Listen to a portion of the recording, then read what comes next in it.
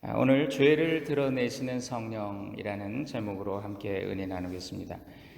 초대교회는 성령의 역사로 날마다 기적이 일어났어요. 우리는 기적 그러면 무슨 죽을 병이 낫거나 또는 홍해가 갈라지는 것 같은 그런 초자연적인 일만을 생각해요. 근데 그것만이 기적은 아니지요. 생각해 보세요. 날마다 바다가 갈라지고 모든 병이 다 나면 의사들은 어떻게 먹고 살겠어요? 그러니까 초자연적인 기적, 그거는 정말 결정적인 순간에 하나님의 살아계심을 보여주는 사건이고 그 속에는 메시지가 있다. 하나님을 보게 하는 거죠. 그래서 초자연적인 기적보다 더 놀라운 기적이 있는데요. 그 기적은 사람이 변화되는 기적이에요. 소유의 욕심을 넘어선 헌신. 사람이 변화되면 이런 일을 한다는 거죠. 또 이기적이어서 이기심으로 자기 것만 챙기는 그런 사람이 예전엔 그런 사람이었는데 이 사람이 서로 나눔을 실천하는 그런 모습으로 변화되는 것. 인격과 삶의 변화. 이게 진정한 기적이라는 거죠. 초대교회는 이런 기적이 일어났습니다. 성령의 역사로 사랑과 나눔과 헌신과 교제가 있는 그런 너무 아름다운 공동체가 이루어졌어요. 그런데 사탄은 이걸 그대로 놔둘 리가 없지요. 하나님이 에덴 동산 처음 낙원을 만드셨을 때부터 사탄이 어떻게 했어요? 아담과 이브를 거기 두셨는데 뱀의 모양을 하고 나타나서 그 관계를 파괴하고 낙원을 파괴했어요. 회복된 낙원 같던 초대교회. 그래서 정말 그 에덴 동산 같은 낙원이 이루어졌는데 사탄이 시험을 줍니다. 그러니까 오늘도 사탄은 우리 인간을 불행하게 하고 공동체를 파괴하는 그런 일을 해요. 성도들로 하여금 받은 은혜를 쏟아버리게 만드는 그런 일을 해요. 이것이 오늘 사도행전 5장에 나타난 사건입니다. 아나니아와 삽비라라고 하는 부부가 있었어요. 그들은 아마 초대교회의 중요한 일꾼들이었을 것입니다. 그들은 요셉 바나바라고 하는 사람이 한 일에 대해서 도전을 받고 그 마음에 감동이 왔어요. 그 요셉 바나바라는 사람이 성령에 이끌려서 자신의 소유를 포기하고 그걸 팔아가지고 사도들에게 가져왔어요. 그리고 교회는 그 재물을 많은 가난한 자들을 위해서 사용하게 됩니다. 그러니까 이 요셉 바나바는 사람들의 존경과 칭찬을 받고 참 대단하다, 성령의 역사가 놀랍다 이렇게 칭송을 받았을 거예요. 이걸 목격한 아나니아와 삽비라 부부 시기와 질투가 생겼어요.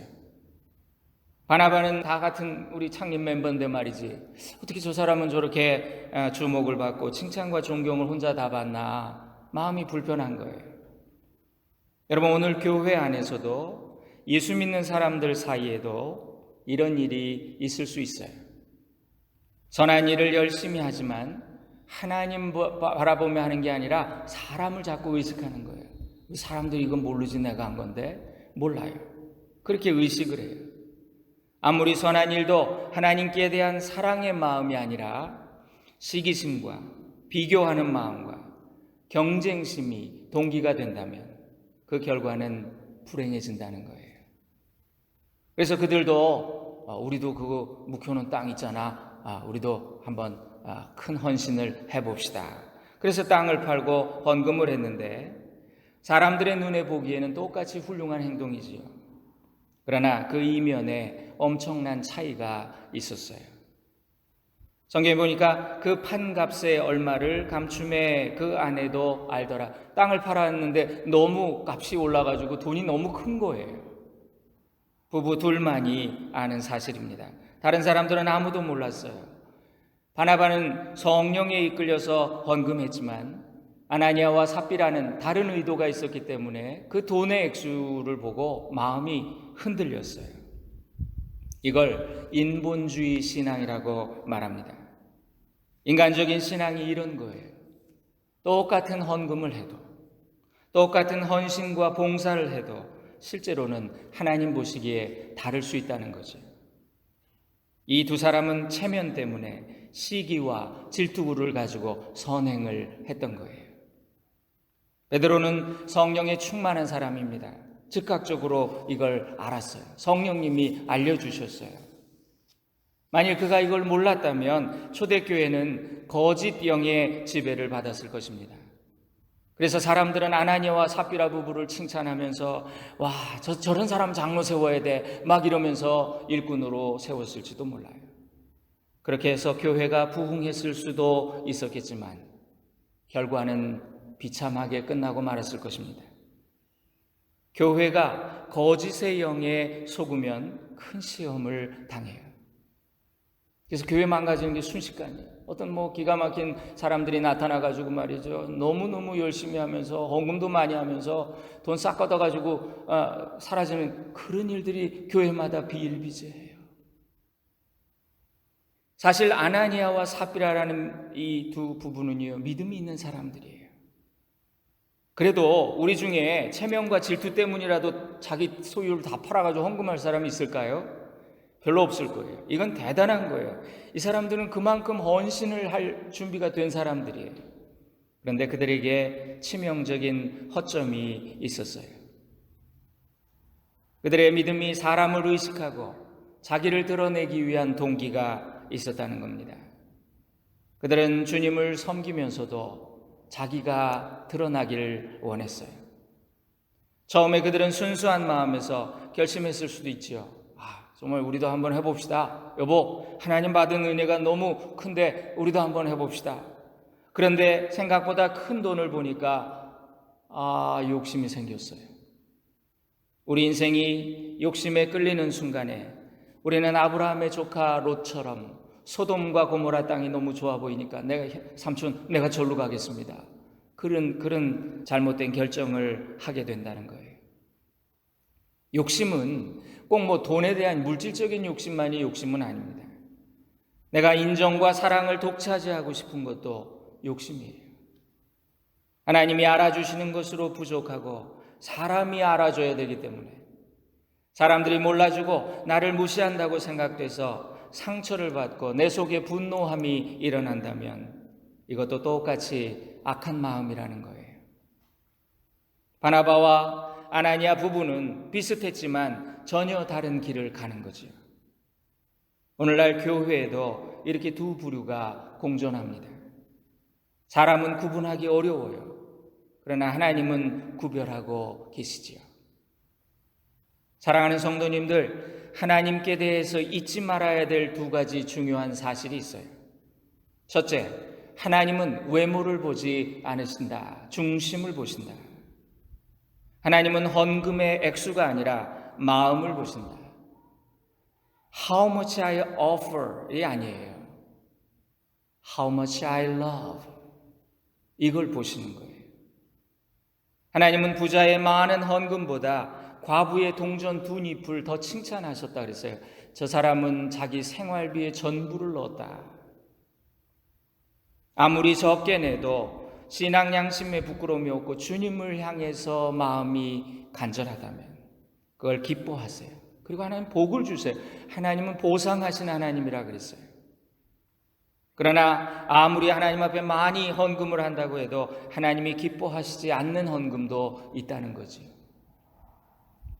또 하나님에 대해서 기억해야 될 것, 하나님은 절대 속지 않으신다.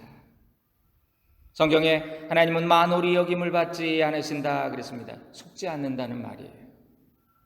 사람들이 죄를 짓는 것은 하나님을 속일 수 있다고 생각하기 때문이지. 하나님 속으시네? 모르시네? 이러니까 우리가 죄를 짓는 거지. 시편 139편에서 다윗은 하나님을 이렇게 고백했어요.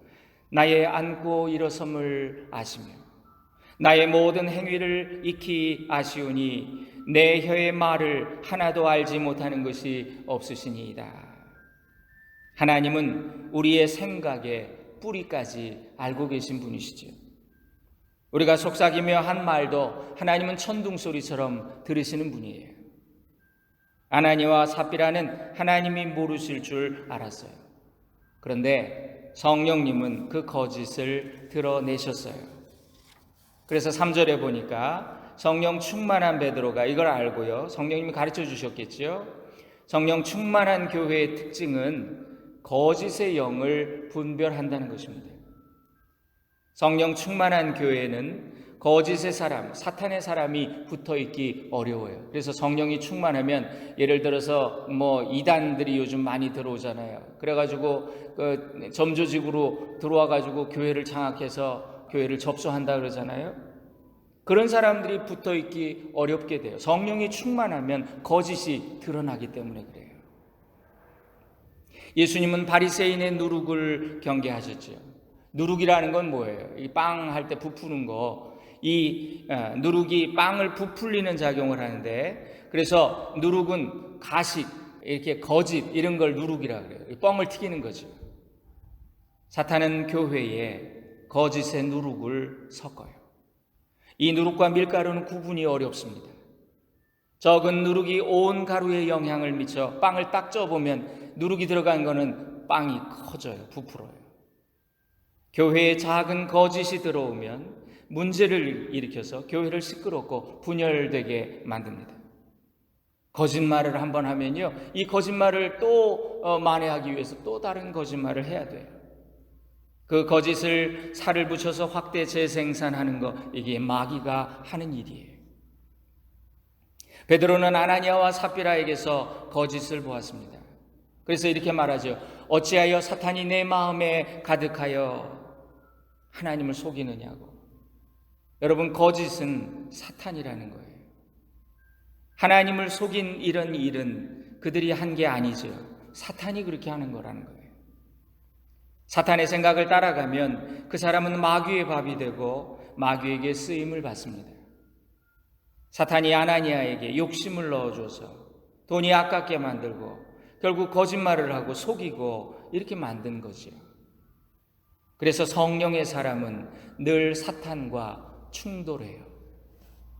거짓말을 못하니까. 사탄은 태초부터 하나님과 원수된 자였습니다. 그는 거짓의 아비라고 했습니다. 그에게는 거짓말이 네이티브 랭귀지라고 그렇게 영어 성경에 그렇게 되어 있어요.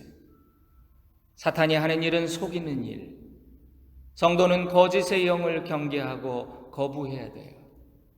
그래서 우리가 대화 가운데 슬며시 과장하는 습관, 이런 거, 슬쩍 거짓말 보태면서 사람들이 다 속아 넘어가네 그러면서 느끼는 쾌감, 그때 누가 나를 지배하고 있는지를 자각해야 돼요. 마귀는 거짓의 영이고 속이는 영입니다. 사탄은 속이는데 어떻게 속이냐면 그 욕심 아니야. 너의 비전이야. 하나님을 향한 비전이야. 이렇게. 고집, 그거 너 고집 아니야. 그거 너의 소신이야. 이렇게 속여요. 거짓으로 포장을 하느니 차라리 욕을 먹더라도 솔직한 게 나아요. 제가 이민사회를 보면서 너무 많은 사람들이 거짓말 하더라고요. 자기 어디 대학 나왔다. 나중에 알고 보면 아니야. 오늘 이 시대는 거짓이 너무 만연해서 자기를 포장하고 과시하면 속아 넘어가고 함부로 못하니까 사람들이 자꾸 거짓의 유혹을 받아요. 오히려 겸손하고 솔직하면 얕잡아봐요. 그래서 거짓말을 하다가 나중에는 자기도 그걸 거짓말을 믿어버려요. 그러나 거짓은 결국 드러나게 되어 있습니다. 요즘 세상이 그래요. 보면 학벌도 거짓이고 경력도 거짓이고 죄를 지으면 죄의 종이 돼서 그것에 평생 올무가 되는 거죠. 이것이 요즘 우리 사회의 문제가 됐어요. 멀쩡한 사람들이 잘 나가다가 장관 후보가 돼가지고 청문회를 해보니까 다 거짓말인 거예요. 아파트 당선받으려고 다 거짓으로 주소 옮기고 말이죠. 어디 무슨 그 경력 미국의 대학에 다 알아보니까 다 거짓이더라는 거예요. 짜가와 짝퉁이 판을 치는 시대. 드러나는 사실마다 다 거짓말이에요. 그러나 성령은 거짓을 드러내세요. 성령은 진실의 영, 진리의 영이시기 때문이에요. 5절에 보니까 땅이 그대로 있을 때는 내 땅이 아니며 그랬어요. 그거 너 팔든 안 팔든 헌금하든 안 하든 그거 네 거야. 왜 굳이 그렇게 하나님 앞에서 책망받을 짓을 하느냐고. 하나님은 헌금을 강요하지 않으세요. 하나님은 거지가 아니에요. 헌금은 은혜 받은 대로 하는 것입니다. 형편대로 하는 거예요. 그래서 어쩌면 우리가 좀 가난할 때 더 하나님 앞에 크게 드릴 수 있어요. 예. 하나님은 돈이 아니라 우리 마음의 태도에 관심이 있으시죠. 속에는 욕심이 있고 인색함이 가득한데 믿음이 있는 척 사람들을 속이고 인정받고 싶은 그런 욕심, 나의 존재감을 드러내려고 남을 깎아내리는 그런 걸 하나님이 미워하시고 분노하신다는 거예요. 이 마귀의 의도를 간파하세요. 그래서 겉으로는 열심이지만 위선적인 사람, 알고 보니까 너무 상습적으로 과장하고 거짓말을 슬슬 보태가지고 도대체 뭐가 진짜인지 모르겠네, 이런 사람이 있다면, 그리고 남을 자꾸 깎아내려서 내가 저 사람보다 낫다고 그렇게 하는 사람이 있다면 경계하세요. 거짓의 영은 교회를 파괴해요. 6절에 아나니아가 성령의 음성을 듣는 순간 그 혼이 떠났다 그랬습니다. 그 자리에서 죽습니다. 하나님이 너무하신 거 아닌가요? 여러분, 거짓말 한 번 했다고 하나님 사람 죽여요? 네? 왜 이러신 거예요? 그런데 이 성경의 가르침은 분명해요. 하나님은 어떤 죄인도 용서하세요. 그런데 하나님은 어떤 죄도, 작은 죄도 용납하시지 않아요. 그래서 하나님은요, 그냥 솔직한 걸, 그걸 좋아하세요. 하나님, 나 실수했어요. 하나님, 나 정말 나쁜 놈이에요. 이러면 하나님 기뻐하세요. 우리가 애들 키우면서 그런 거 많이 느끼죠. 이놈이 거짓말하는 게 뻔히 보이는데 계속 거짓말하면 이걸 어떻게 혼내줄까? 근데 얘가 그냥 막 너무 무서워서 아파. 그러면 괜찮아. 하나님도 똑같으세요. 구약에서는 인간이 하나님을 보기만 해도 죽었어요. 하나님은 거룩하신 분이기 때문에. 근데 현대 그리스도인들의 문제는 이런 하나님을 너무 쉽고 우습게 생각하는, 거룩한 하나님을 너무 우습게 생각하는 거예요. 하나님 사랑의 하나님인데 다 용서해 주시는 사랑의 하나님인데 그러니까 죄를 별로 심각하게 생각하지 않아요. 부모가 자식을 사랑하면 그 아이가 정말 잘못 갈 때, 잘못된 죄를 범할 때 더 엄하게 이거 버릇되면 안 되는데 그래가지고 엄하게 잡지요. 강하게 꾸짖고 때려서라도 말려요. 현대의 모든 정신은 하나님을 우습게 여깁니다. 하나님을 경박하게 여겨요. 인간의 이율배반적인 위선이 여기서 나와요. 현대인은 가장 고상한 것 같은 척을 하지만 오히려 역사상 어느 때보다도 제일 천박하고 경박한 것이 현대인입니다. 현대인은 우리는 전 근대적인 종교의 사슬에서 벗어났다 이렇게 말하지만 가장 강력한 우상, 어느 시대보다도 가장 강력한 우상, 물질의 우상, 만몬을 숭배해요. 인간이 하나님을 우습게 만들어 버렸을 때 이 돈이라고 하는 우상이 사람을 우습게 만든 거지요. 돈이 인간을 지배하고 우리의 신이 되어버렸어요. 오늘날 돈이 하나님 아니라고 누가 감히 말할 수 있겠습니까? 돈 버는 자리는 열심히 갑니다. 하나님이 부르면 그 콧방귀도 안 껴요. 하나님의 자리에 하나님이 계시지 않으면 인간은 우상의 노예가 될 수밖에 없는 거예요. 그래서 믿음은 뭐냐? 하나님을 하나님 되시게 하는 거예요. 하나님 죄송합니다. 제가 하나님을 잘 몰라 뵀습니다. 하나님을 두려워하는 거룩이 사라진 세대, 필연적으로 하나님을 이용하지요. 하나님의 능력과 기적, 축복만 이용해 먹으려고 하는 거예요. 하나님 자신보다 하나님이 주시는 것만을 더 좋아하는 거지요. 그러니까 아빠가 좋은 게 아니야. 아빠가 사오는 과자가 좋은 거지. 아빠가 사주는 장난감이 좋은 거지. 늙은 부모가 이미 죽을 날 받아놨으니 내가 이제 어머니 돌아가시기만 하면 저 집 내 거다. 이런 아주 나쁜 아들과 같은 거예요. 이것이 모든 불행의 씨앗입니다. 사랑하는 여러분, 하나님을 사랑하세요. 하나님 앞에 거룩하게 서세요. 하나님만 두려워하세요. 여기 2절에 보니까 그 아내도 알더라 그랬네요. 7절에는 그 아내가 그 일어난 일을 알지 못하고 3시간쯤 후에 자기 그 부인이 온 거예요. 여러분, 이 부부는요, 나쁜 쪽으로 마음이 하나 됐다가 같이 망했어요.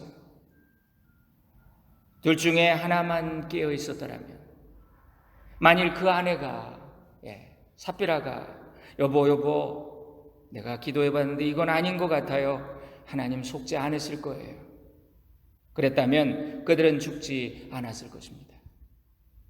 아나니아와 삽비라 사건에서 너무나 안타까운 것은 두 부부 중에 한 사람이라도 깨어 있었다면 이 비극이 일어나지 않았을 텐데. 여러분, 남편이 잘못하면 아내가 말려야 돼요. 아내가 잘못 가면 남편이 말려야 돼요. 둘 중에 한 사람만 깨어 있어도, 여러분, 부대가 보초 한 사람을 세워서 이 사람만 깨어 있으면 500명 편안하게 사는 거예요. 근데 보초가 졸면 다 같이 몰살되는 거지. 둘 중에 한 사람이라도 깨어 있으면 같이 살아요. 그러나 둘이 함께 잠들면 그 결과는 사망이지요. 지혜로운 아내가 남편을 살리고 가정을 세웁니다. 여러분, 태초의 범죄, 아담이 그 에덴 동산에서 그때 보면은 이브가 먼저 유혹을 받았지요. 근데 그 아내의 말을 들었을 때 아담이 안 돼, 여보, 당신이 왜 어떻게 그렇게 했어? 그렇게 해가지고 하나님, 우리가 이렇게 실수를 했네요, 이랬으면 끝났을 거예요. 하나님 금방 용서해 주셨을 거예요. 그런데 그 아내의 말을 분별 없이 들었던 아담의 잘못이 더 큰 거예요. 부부는 서로 돕는 배필이에요. 뭘 돕는다는 걸까요? 죄 안 짓게 서로 돕는 거예요. 아내는 남편이 범죄하는 걸 막아줘야 됩니다. 다른 유혹에 빠지지 않게. 내가 우리 집사람 생각해서 이거 못하겠네, 이 뇌물 못 받겠네, 막 이런 게 아내의 역할인 거예요. 남편은 아내가 범죄하지 않도록 보호해 주어야 합니다. 그래서 베드로 사도는 베드로전서에서 이런 말씀하셨어요. 부부는 생명의 은혜를 함께 유업으로 받을 관계다. 생명의 유업을 함께 받아야 될 부부 아나니아와 삽비라, 그들 같은 경우에는 함께 사망을 나누는 그런 관계가 되고 말았어요. 성경이 보여주는 결혼의 목적은 그래서 행복이 아닙니다. 결혼의 목적은 거룩이에요. 하나님은 남자와 여자를 서로 살려주시려고 부부로 맺어주셨어요. 남자와 여자가 죄짓지 않도록 서로를 부부로 맺어주셨어요. 아내의 약점을 남편이 보호해주고 남편의 약점을 아내가 채워주는 거예요.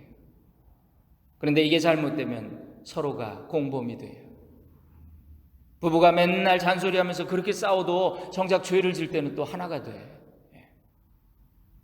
남편이나 아내가 하나님 앞에 잘못할 때 그걸 막아주는 것이 배우자의 영적인 사명이에요. 아나니아와 삽비라 부부의 이 사건은 교회의 비극이기 이전에 가정의 비극이었던 거죠. 사도행전의 증언은 이것입니다. 성령의 역사는 사람을 이렇게 급히 죽이기도 하시더라. 죄를 멸하시려고 사람을 죽이기도 하시는 성령. 우리가 이런 성령님을 믿지 못한다면 죽은 자를 살리시는 성령도 당연히 믿을 수 없겠지요. 아나니아와 삽비라 사건 앞에 모두가 충격을 받습니다. 하나님이 사랑의 하나님이신데 왜 이렇게 가혹하게 그들을 심판하셨을까? 하나님은 사랑의 하나님이시지만 동시에 거룩한 하나님, 공의의 하나님, 정의의 하나님이세요. 하나님이 아나니아와 삽비라를 죽이신 것은 공동체를 위해서였어요. 사랑의 하나님은 죄의 바이러스가 공동체를 죽이는 것을 두고 보실 수가 없었던 것이요. 교회가 한 몸이라 그래요. 한 몸이란 이 말이 얼마나 무서운 말입니까? 우리 중에 하나가 잘 되면 모두에게 유익이지만 하나가 잘못되면 우리 모두 다 죽을 수 있어요. 몸 안에서 암세포가 발견됐어요. 그런데 의사에게 갔더니 당신 같은 몸에서 자란 건데 다 한 몸인데 불쌍하지만 그냥 두면 안 돼요, 그거? 이렇게 말할 수 있습니까? 그거를 이제 이걸 떼어내지 않으면 당신은 죽어요. 수술을 해야 됩니다. 째고 격리하고 분리시켜내지 않으면 전체가 죽는 거예요. 그래서 하나님은 죄를 도려내세요. 아프게 도려내세요. 아나니아와 삽비라가 이 정도 헌신을 한 걸 보면 그들은 정말 믿음 있는 일꾼이었어요. 초대교회 비중 있는 일꾼들이에요. 그런데 교회가 일 많이 하고 영향력 있는 사람들, 그들이 잘못되고 불순한 동기로 일하는 걸 내버려 두면 많은 사람들이 이걸 보고 배워요. 아, 교회가 저렇게 하는 거구나. 아나니아와 삽비라처럼 저렇게 거짓말하면서 사람들이 인정받으면 되겠구나. 이런 분위기가 되어버리면 이것이 교회의 문화가 되어버려요. 그런 교회는 영적인 교회가 될 수 없어요. 사람을 앞세우고 돈을 앞세우고 실력과 경험을 앞세우면 인본주의적인 집단이 될 수밖에 없지요. 사랑하는 내 친구가 그렇게 한다면 그러면 안 된다고 가르쳐 주어야 합니다. 당신 그러면 안 돼. 하나님은 두려운 분이셔. 우리 교회의 리더들의 역할이 바로 이것입니다. 하나님 믿는다는 건 뭐냐? 하나님을 사랑하면서 하나님을 두려워하는 거다.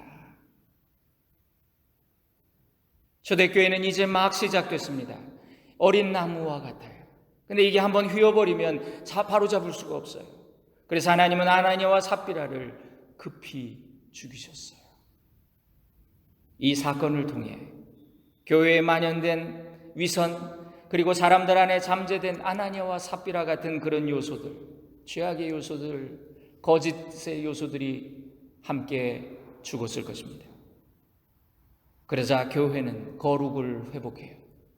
그리고 많은 사람들이 두려워하며 교회를 다시 쳐다보죠. 우리 모두는 자기 욕심에 이끌려서 미혹을 받습니다. 돈만 욕심이 아니에요. 음란도 욕심입니다. 명예도 욕심이에요. 자존심과 고집도 욕심이에요. 욕심이 잉태한 즉 죄를 낳고 죄가 자라서 사망을 낳는다 그러시죠. 그래서 청교도 설교가인 존 오웬이라고 하는 사람이 이렇게 말했습니다. 죄를 죽여라. 그렇지 않으면 죄가 너를 죽일 것이다. 11절에 보니까 온 교회와 이 일을 듣는 사람들이 다 크게 두려워하니라 그랬습니다. 많은 사람들이 성령님을 사모합니다. 오늘날 성령의 역사가 그러나 일어나지 않는 것은 하나님을 두려워하지 않기 때문이에요. 우리는 하나님을 사랑하는 만큼 하나님을 두려워해야 합니다. 성령은 죄를 드러내셨어요. 죄가 드러나고 교회가 거룩을 회복했을 때 세상은 교회를 다시 보게 되었습니다. 그리고 초대교회는 이 사건을 기점으로 부흥하게 돼요.